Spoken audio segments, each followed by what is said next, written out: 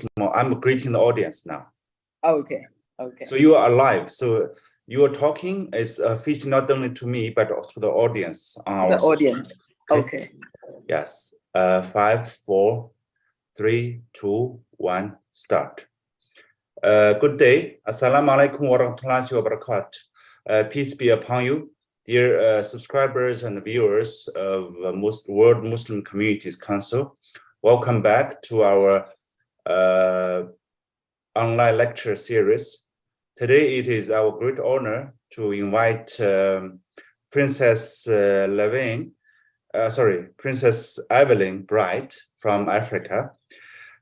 She's a royal family member from Turu Kingdom in Uganda, and she's also the founder of Living Africa Limited and a CEO of a Living Academy, and also very active entrepreneur and activist for socioeconomic development in her country. She's also a award winner for youngest Pan-African entrepreneur and a member of the global Pan-African movement. So as you see, she's a very accomplished member, and she has been active in supporting many initiatives, youth, women, interfaith, community development, etc. Today, she's going to share with us a topic on community empowerment under religion, culture, and education and governance. We hope to hear from her how her experience and her expertise and her community have helped to empower communities in East Africa or beyond more, through interfaith dialogue, through education, through art, etc. So now, Princess Evelyn Bright. Thank you so much, Dr. Chai. Very good to see you again.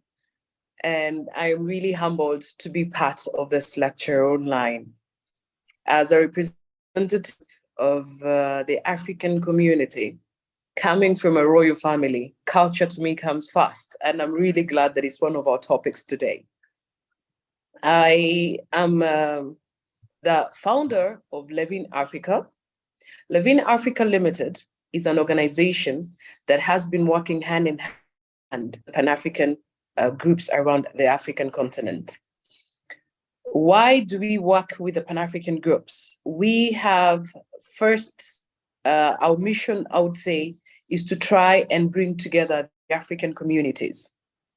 And with all the community, social and economic work that we have been doing, the biggest challenge that we have been finding is to find one value in these communities, as we all know what makes a community. And these next 5 years, we found out that education actually is one of the very key areas that we would love to tackle the most. And I believe we will definitely have a bit of piece of that because it is major. Okay, thank you for the brief. Thank you, Princess Evelyn, for the brief introduction. I would like to hear how you start with the community empowerment there. Where do you start? There seems a lot of leads. Where do you start with? Living Africa started in 2010, and this was in Nairobi, Kenya, where we founded our very first offices. And with the intention of growing or going all around the African continent, we started moving baby steps from Kenya to Uganda to southern part of Africa, but with the same goal, vision and mission. And we started with academics. Schools are key in our day-to-day lives. Our children today, Dr. Chaimi and you could be parents, we know very well that 9 months of a year, children spend it in school.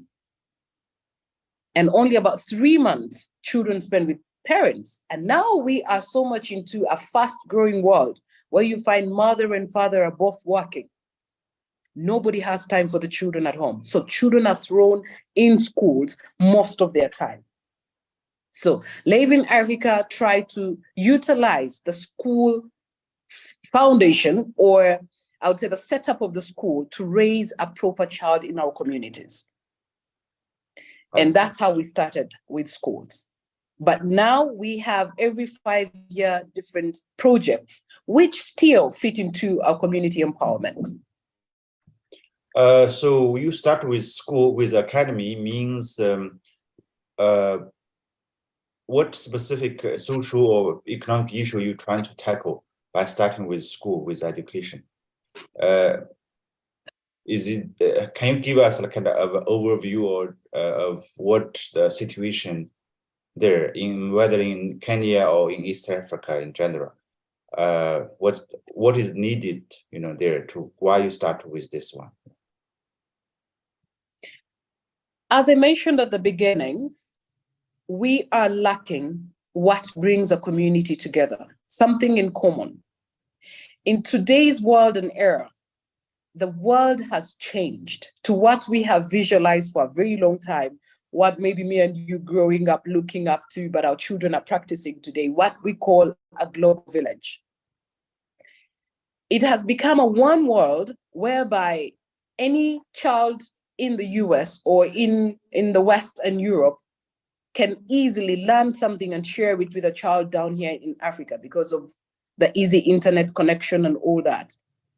The world has become one. The question is, this is something we've been looking up to. Has it brought good, or it has brought more harm to us?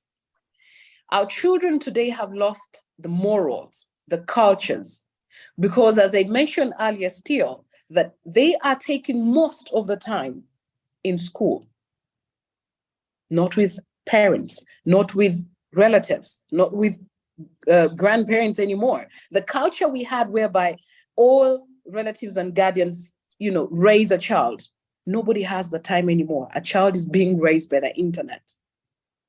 So our communities are lacking a value. They're lacking morals. They're lacking one thing that brings them together as a community.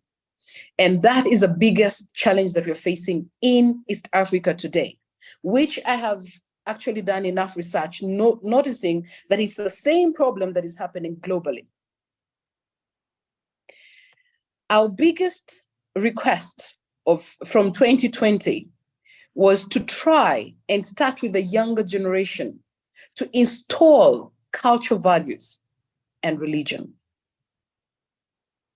We said education has been playing the key part in our lives and is still playing the key part in our lives. But has education really been taking part in trying to educate a child both formally and at the same time day-to-day life values and morals and etc.? When a child leaves school and they come back home, do the parents have enough time to check child has been learning in school? These are the communities that we are trying to put up.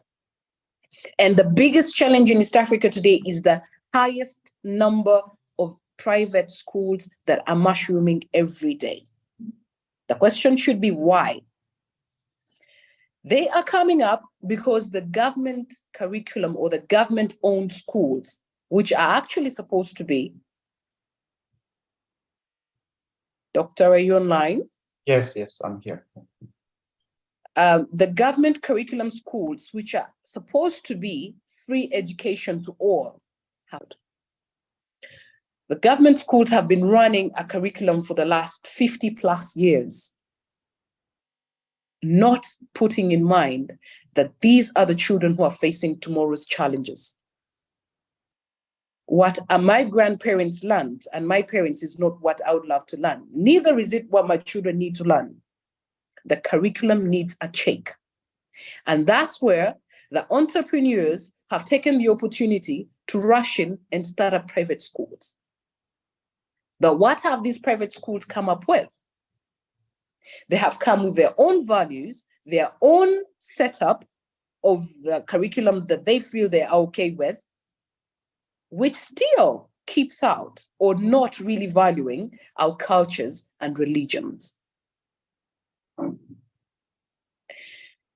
When it comes to the Islamic community, in East Africa. It is one of the largest. East Africa holds the next biggest, or I would say the next generation of young, intelligent, both male and female in East Africa. Why? We all know, between me and you, that the Muslims are allowed to marry more than one wife. According to the religion, they have 4+ women. And every child, every mother is going to have at least 2 to 3 children, according to the families we're looking at today. So this is a community that is growing very fast. Question is, what is there for them in our communities? We will look at a few other religions around. The Catholics have been having a setup, a very well put together structure, from primary to what they call the brotherhood and seminary schools. The Seventh-day Adventists have a same structure too. The Orthodox, I would say in the East African region, their schools have been taken over by the government. They're the ones that are running the national curriculums. Not much of religion anymore. But the Islamic communities have failed when it comes to the education system. When I was growing up, we used to have what they would call the Madras schools. These Islamic schools were in each and every single community, and their drive or the vision was to install Quran and the Arabic language in each and every Islamic child in all communities around the East African region. But later in time, they got to realize that these children learning the Arabic language and the Quran, they are unable to participate in the fast-growing world. So we ended up with the biggest number of Muslims in our communities who have not really exploited their potentials. They have ended up as drivers and self-taught mechanics. That was their biggest of the careers that we knew of when we were growing up. You want a very good mechanic, you need a good driver, go check out from one of the Islamic homes, you know, or societies. But these same Islamic societies or Muslim communities could still have the best doctors, could still have the best lawyers, the best engineers, but they have not been introduced this too. A Haji in one home who is fathering more than 15 children will not be able to pay school fees for each and every other child. It's $1,000+ US. The best he can do is provide food and a place to sleep or shelter and push his children into a madrasa school. The best of the Islamic education systems that we have here, the schools that have been running that are known worldwide, like the Aga Khan and a couple of the Turkish academies that have been coming up, they're also being run under the Islamic, I would say, values and all that, because I've noticed most of the Somalis who are literally 99%, if not 100% Muslims, they're all rushing their kids there because they still have value in the all of the Muslim societies. Now, these schools, if we look down on their fee structure, not an average or middle class family will afford. Every day, Haji will not wake up and carry his child or his children into a national curriculum school where he knows the child is not going to learn nothing about the religion. And he has no time to install this in his children as he's looking for a day-to-day survival for his children. So his option number one is the madrasa. My question is, what is the Islamic communities that are doing better than us in the East African region doing about this? How can we join hands to try and maybe advance the standards and approach of this whole education system that has been running for centuries, for as long as I remember, in these madras schools. How can we help a day-to-day Islamic child to have their religion values, their cultural values, and at the same time acquire the right formal education in the same setup, or to have that same foundation?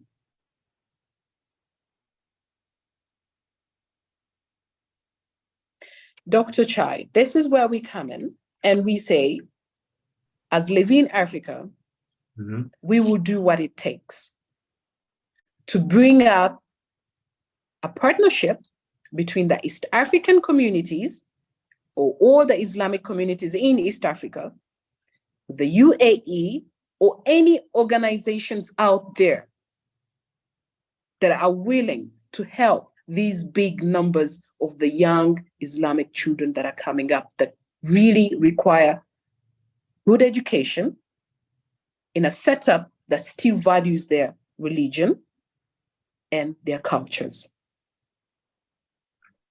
I see.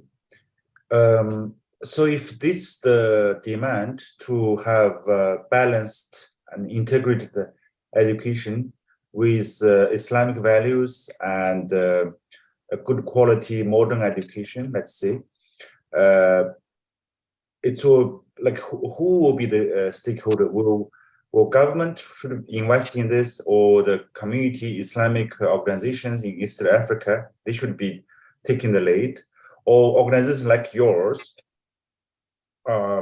It seems you are the ones pushing it, even though I just mentioned that maybe government should Islamic community, they should do more. What's the situation there? Why they are not doing? Oh, they are already doing a lot. Can you give a little bit assessment, please? Yeah. As I mentioned earlier on, our governments have failed. When it comes to most of the social services, it is quite challenging because they politicize literally everything. And once the social services are entangled with politics, then the work that is going to be provided back to the people is not going to be of quality at all. I see. And this is where we come in and we're saying that if the government schools are not operating to the standards that we expect them to, and now that the private schools are marching so fast, how can we organize or reorganize ourselves as an Islamic community, or get in partnership, because we might not have all the power to try and put all this big community together. It's quite big.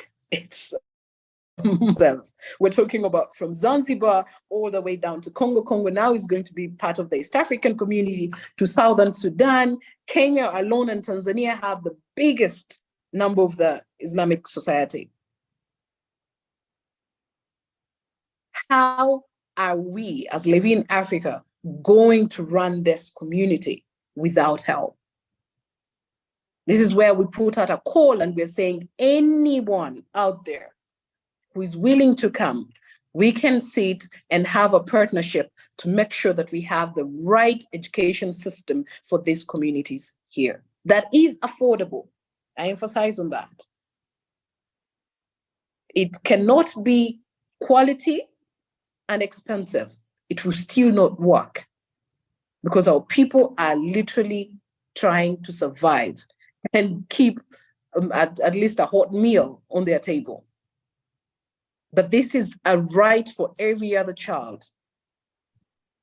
They need the right education. So we are making the loudest call that we can for any organization, any Islamic society out there that can come and we do a partnership. We are ready to run this. As Levine Africa, we have been running schools for the last 15 years now. We know what exactly to do.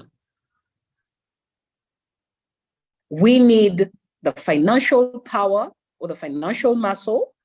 We need the right people with the same vision who are ready to at least help this community to get to a better state.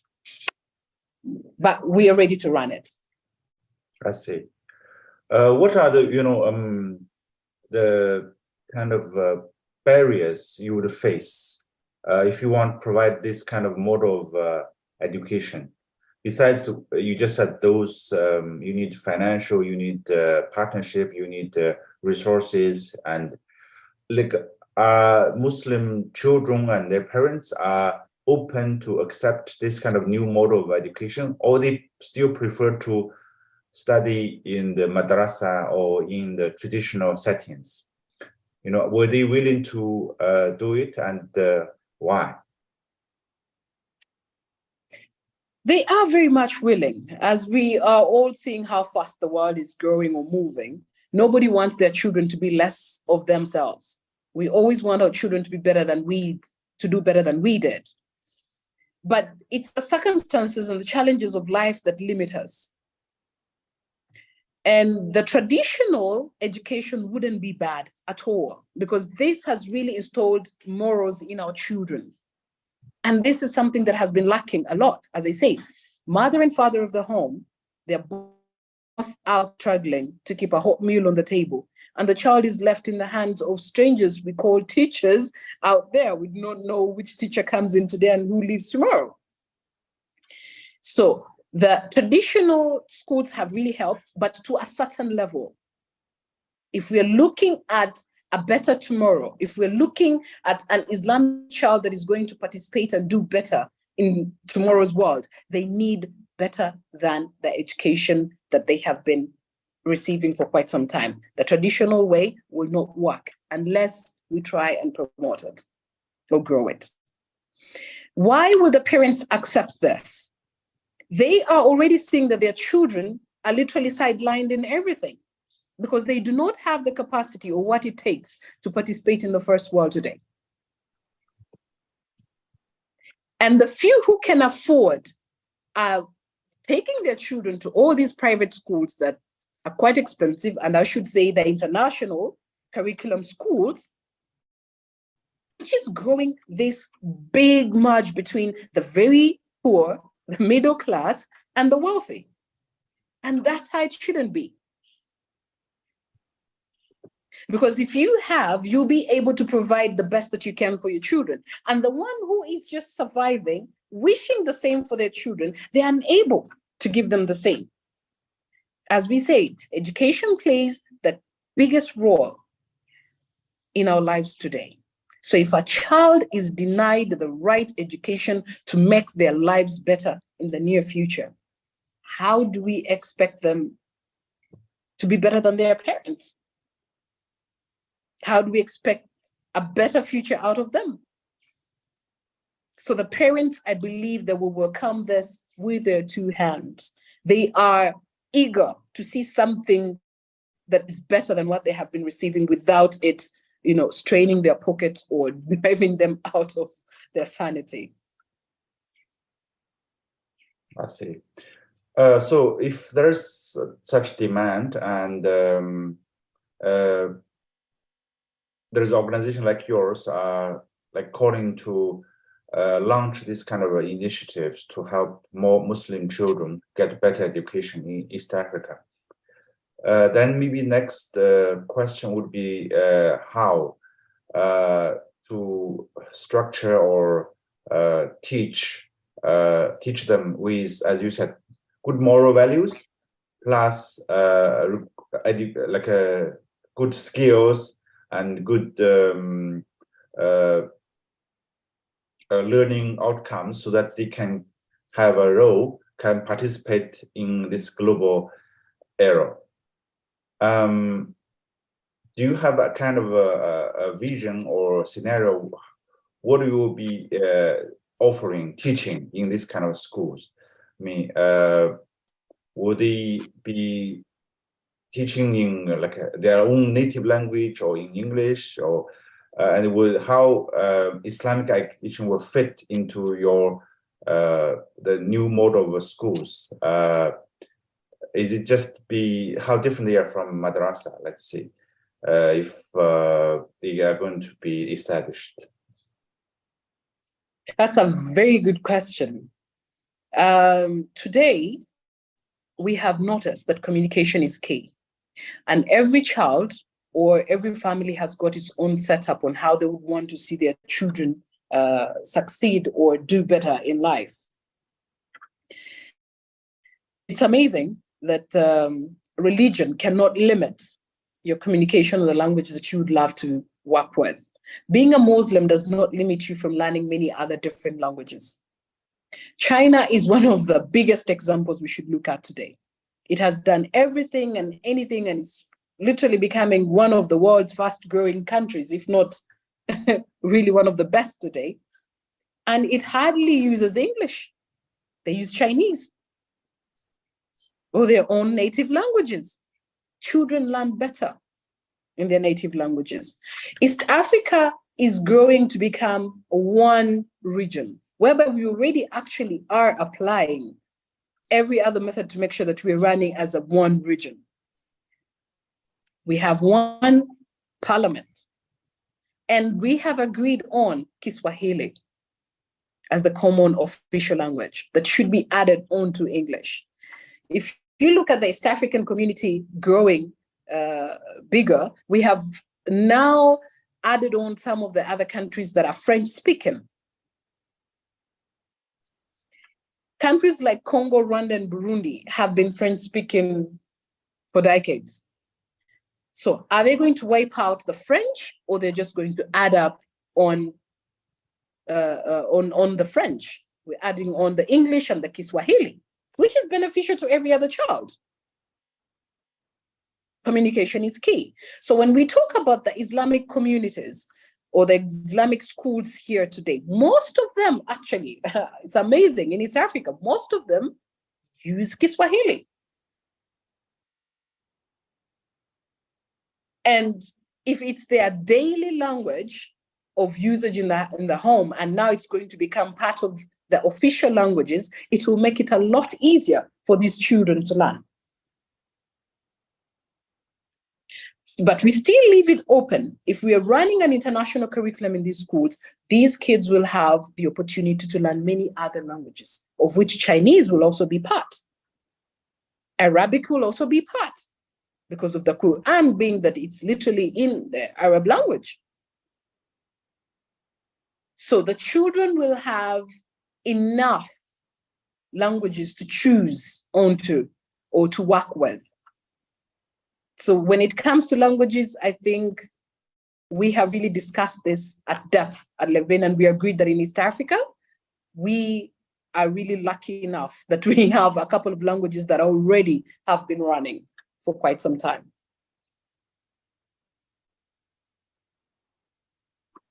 Taya, so you also mentioned in your topic that maybe you also propose, besides Islam or other great tradition or religions, also maybe art or other forms of learning will be adopted in the proposed Islamic education model. Is how that fit in? Definitely. Now, when we mention anything to do with the education, as we said, it's not just about formal education.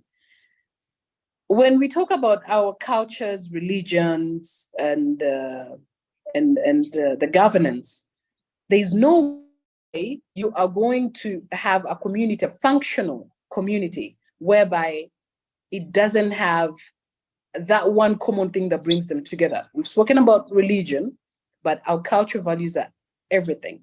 Now, when a child has cultural values, they'll want to dig in deep and find an identity. Your culture gives you an identity.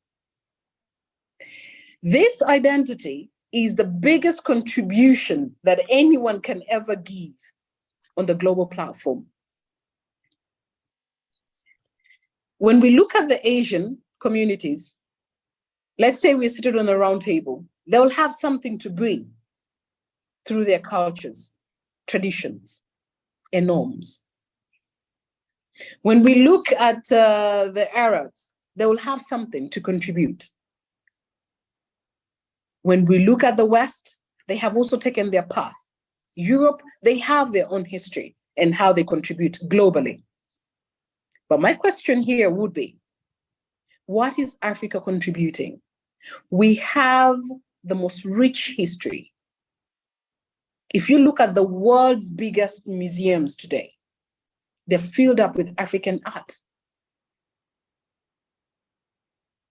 If you look at fashion and design, movies today that are coming up, the costumes, the everything, they have got that rich African history and touch in them. When we look at the world's need today of eco-friendly anything that we have to use or we have to live with, when it comes to raw materials, Africa still leads.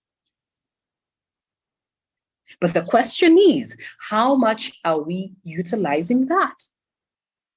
We are not. To be so frank with you, our children today are running away from their identity. For a very long time, from our great-grandparents, our parents, and etc., they have been mentally enslaved to the point whereby we do not feel comfortable in our own skin. And with that, no child wants to be identified as an African. Once anybody feels I'm a bit successful, I have acquired good education, I have good exposure, I have a bit of a financial foundation or support, they would want to run to a different culture to be identified that way than the African culture. But anybody without an identity, you have no contribution on a global table. And when Africa learns today, an African child, this is one thing that I would pray every other school, not just the Islamic schools that you want to start running, but every other institution from the earliest that they can to install these cultural values, the African cultural values in our children, so that the child can grow up with that African identity that they are proud of. I'll give you a simple example. My first time in the UAE, we visited this small village that had the Emirati women, and they were making these beautiful perfumes from their local herbs and etc. I found big businessmen and women lining up, and they do it in such a cultural manner. They even kneel. They've got these beautiful, nice cushions that they kneel on to receive their perfumes that are handmade by these women. This is a culture, this is a tradition that is being passed on from one generation to the other, and it grows them. It puts food on their table. It gives them an identity. They're proud of it. This still goes to the dressing. When you go to the Asian communities, I have grown up around Indians. Actually, my paternal grandma was Indian. I would say 70% of my relatives have got that touch of the Indian communities, how they live. 3 meals of their day, they have got their traditional meal on the table. 70% or 7 of their clothes that they shop 7 out of 10 of their clothes that they shop every month, they have to be from an Indian fashion designer or textiler, or at least the fabric has to come straight from India. Something they relate to. But Africans, we tend to run away from this. Look at our hotels. We are growing pretty fast today. I was moving around Nairobi. The biggest number of buildings coming up. Hotel apartments, furnished apartments, hotels themselves, Airbnbs everywhere. They all acquire stuff or furnish their properties with things all the way from Malaysia, from China, from India, and the rest. But we have got local materials. How do we support our people to start using the local materials, be proud of who they are, and portray it out there? I believe if it was your first time in Kenya, or let's say Uganda, my own beautiful home country, you'd want to see something different from where you've come from. You'd want to feel the culture. You want to test the food. But you walk into the hotel, it's all furnished up with Chinese furniture. You'd be like, did I sleep? Am I still dreaming? Am I still home? You want to know where you are. You want to feel where you are. And by doing that, we can support our people. We can support our youths that are educated today. East Africa has the highest number of very well-educated youths, but they lack jobs. And who is going to create these jobs for them? By putting up these small-scale industries that are producing things like beautiful curtains from our raw materials, that are producing rugs. I'll give you another small, simple example. I come from the Western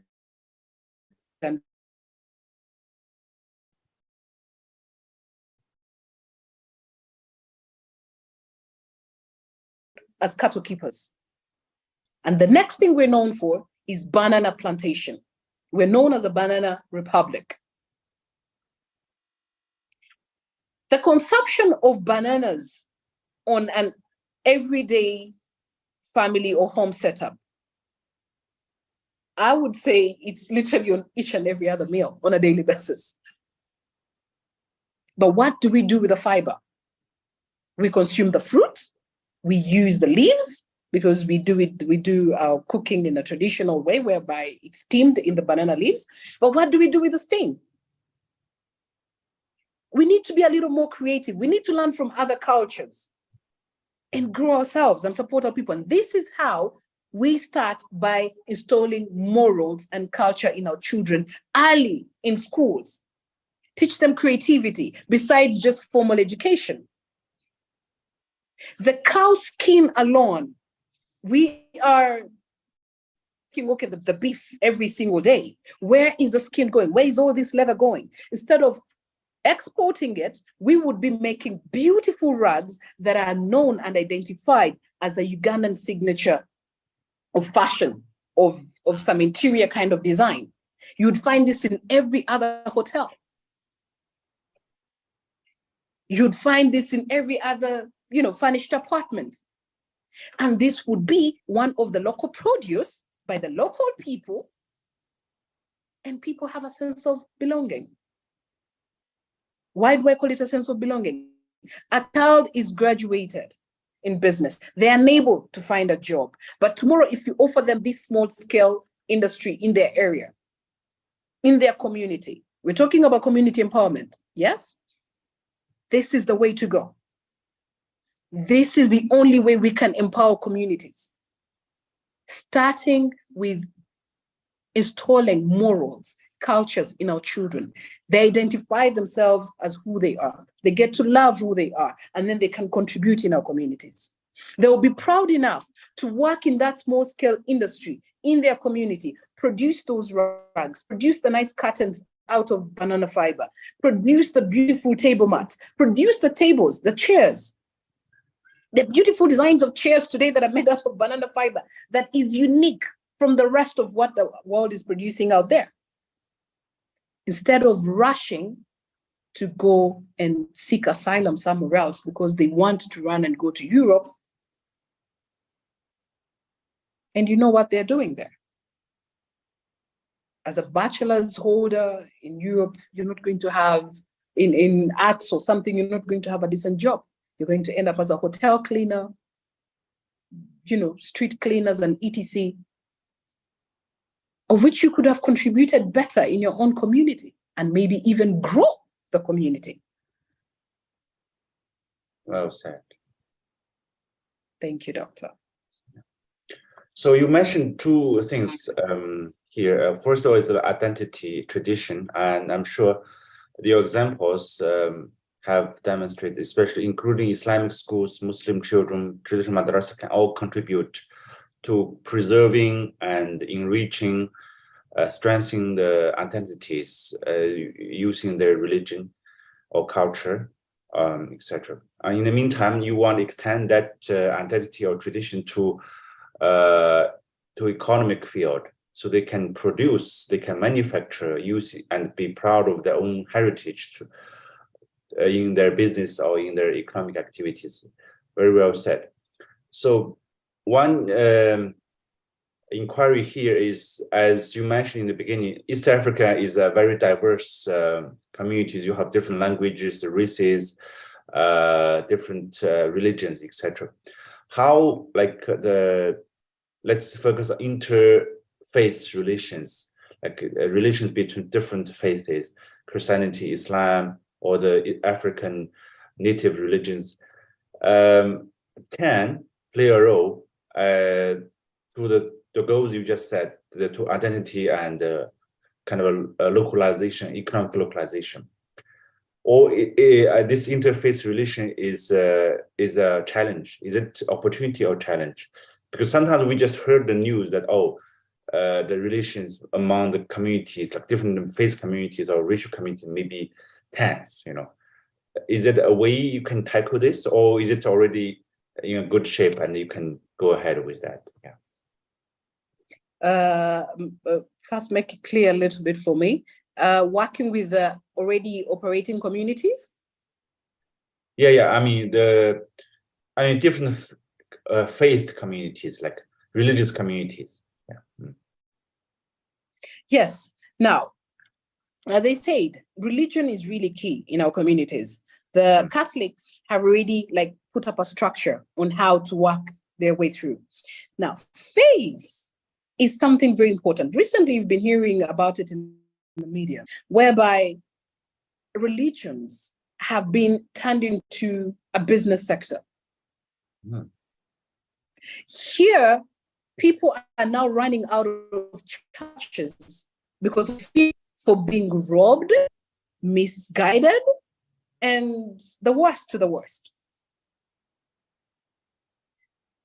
The preachers, the priests, and etc. that we are having today are more looking at the money aspect. How do they make money out of these churches? Instead of looking how are they installing faith, religion, and good morals in their followers or their churches. And that's where we're coming in and we're saying that Islamic communities have been holding their morals or their religion with faith. To this date, we have not heard of any kind of scenarios like that. And if we can keep it to that standard and level, we will be more than grateful to make it better.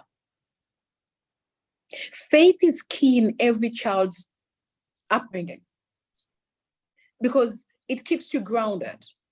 So cultures go hand in hand. Our ancestors were not, I would say, were not sleeping, knowing what they call a human being. We tend to be stubborn. We tend to do whatever we can to survive. And you forget about humanity. You've heard of all these stories where children are attacking their parents because they need their fair share on their inheritance and etc. It's out of lack of religion. It's out of lack of culture. If a child is very well groomed with a bit of religion in them, the values that child will have of life, the respect that child would have for their parents, the way they would carry themselves in the community will completely be different from a child who's raised without religion in them. That's why we emphasize that if we have all these other religions running in the East African community, the Islamic community should do better. And we are ready to work hand in hand with the Catholics, with the Seventh-day Adventists, with the Orthodox. We are all one. But what are we bringing on the table as the Islamic community? Yes, this reminds me, countries like UAE and many countries nowadays, they have created the framework of tolerance and coexistence so that each faith and religion can play a positive role to live not not only harmonious with each other, but also contribute to the social development and economic growth. I hope this model can be also applied or as a reference for Eastern African communities. Lastly, I want to ask you is you win an award for youth activist. So I assume that you have do a lot of excellent work for youth empowerment or youth education, etc. And from different religions or faiths, hopefully. Would you like to share what's your achievement or what's your kind of insight about youth empowerment in your community and beyond? At the youngest age I remember of about 17, I have been working hand in hand with my kingdom. My grandmother, who I call Granny, Princess Elizabeth Bagaya, she has done what she can in her time and day, whereby an African woman or an African was not really given much of a platform to play her role. But she broke through all those barriers. If you look down to her history, being the first East African female at the English bar, being the first East African female at Harvard University, doing law, being an international model, you can imagine, from politics to law to modeling to becoming a movie actress. She really did her best. I learned from her that there are no barriers in life. It's you to set your goals and the sky's the limit. So working with her, we got to contribute a lot in the society, whereby we were trying to establish women groups, children, to empower them in the communities to take on their roles, mostly on the household level. When we talk about leadership, most people are always looking at the highest office that runs maybe a certain community or a certain nation. But leadership starts from home.